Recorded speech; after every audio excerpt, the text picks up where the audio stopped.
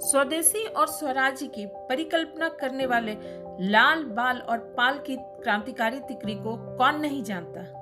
उस समय ब्रिटिश सरकार से भारतवासियों के हक के लिए संघर्ष का रास्ता उन्होंने अपनाया था, जबकि भारतीय लोग और यहाँ तक कि इंडियन नेशनल कांग्रेस भी ब्रिटिश सरकार से मात्र विनती करने की हिम्मत जुटा पाती थी। ये तिकड़ी थी पंजाब केसरी लाला लाजपत राय पंजाब से, फादर ऑफ इंडियन अनरेस्ट तिलक महाराष्ट्र से, और बिपिन चंद्र पाल थे बंगाल से, जिन्हें फादर ऑफ रिवॉल्यूशनरी आइडियाज और फादर ऑफ लॉजिक भी कहा जाता है।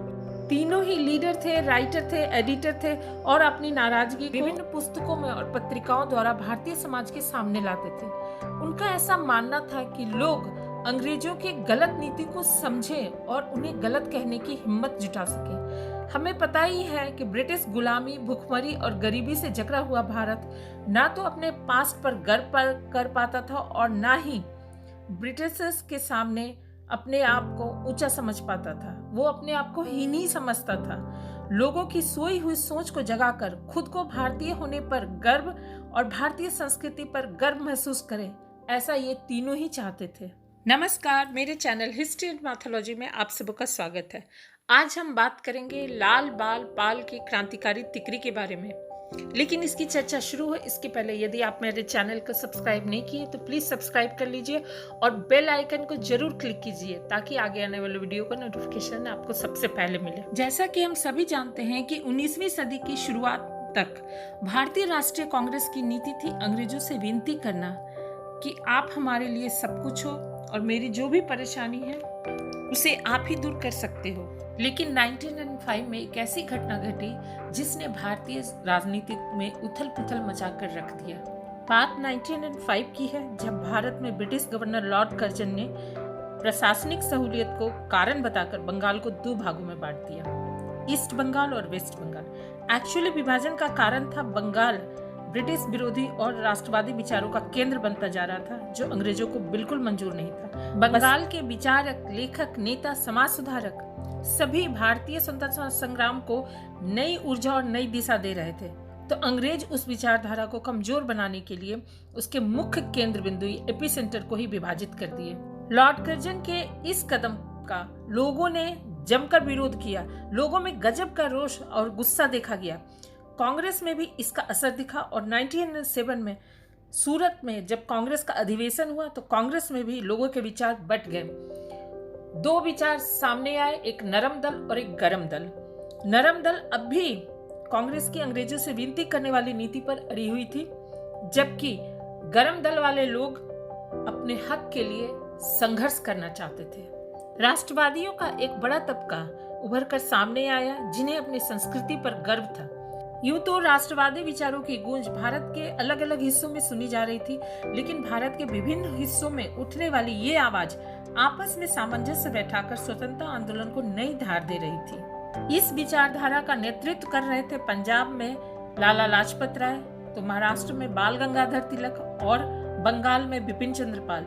ये तीनों ही माइल्ड प्रोटेस्ट के अगेंस्ट थे। विदेशी सामान का बहिष्कार करना, नेशनल एजुकेशन पर जोर देना, सोशल रिफॉर्म्स की बात करना और अपनी संस्कृति पर गर्व करना, ये इन लोगों का मूल मंत्र था।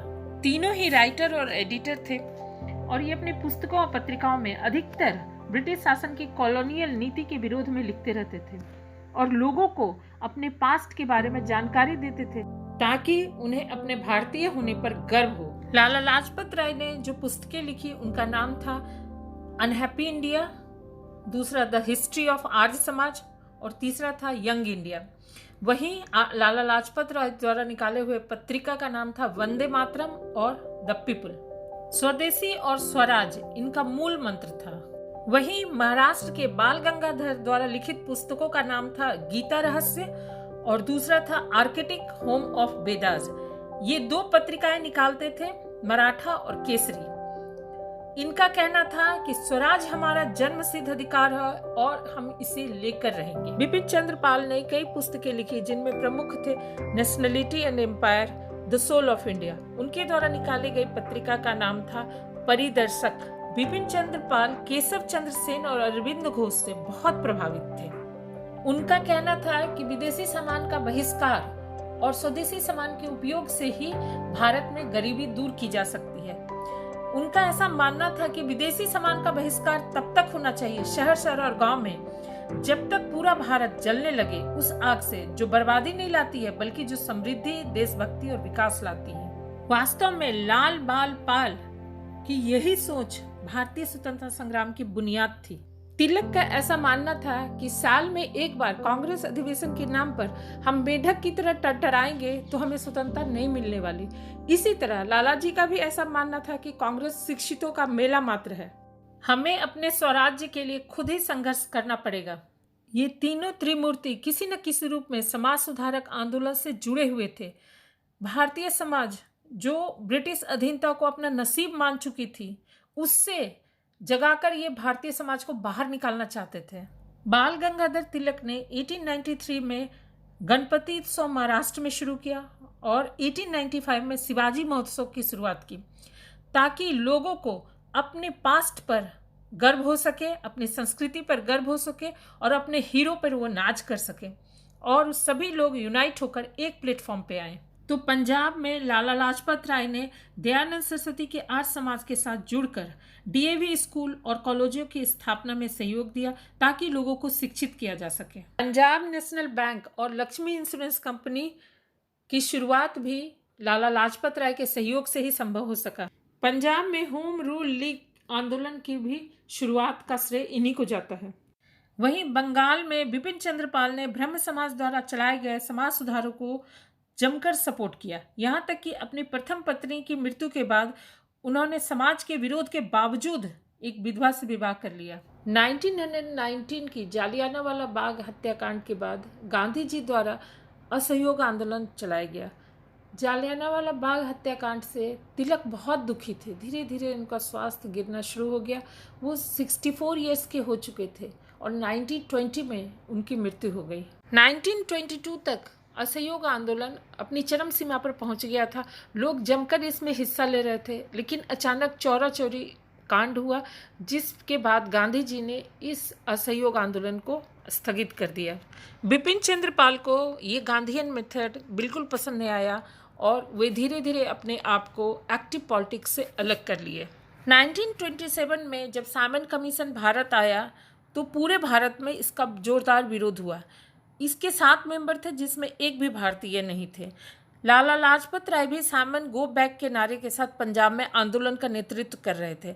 ब्रिटिश सरकार ने लाठीचार्ज का ऑर्डर दिया और लाला लाजपत राय को बुरी तरह से लाठियों से पीटा गया और इसी चोट के बाद कुछ ही दिनों के बाद उनकी मृत्यु हो गई।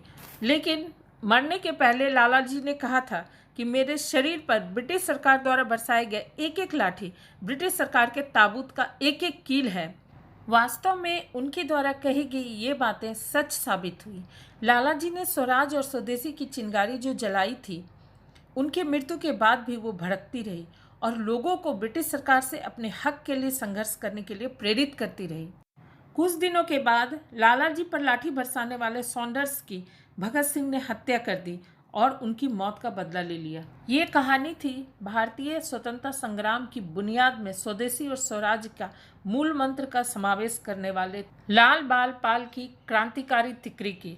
उम्मीद है आपको ये वीडियो जरूर पसंद आएगा। अगर पसंद आए तो जरूर लाइक कीजिए, दोस्तों के साथ शेयर कीजिए और मेरे चैनल को जरूर सब्सक्राइब कीजिए। Thank you.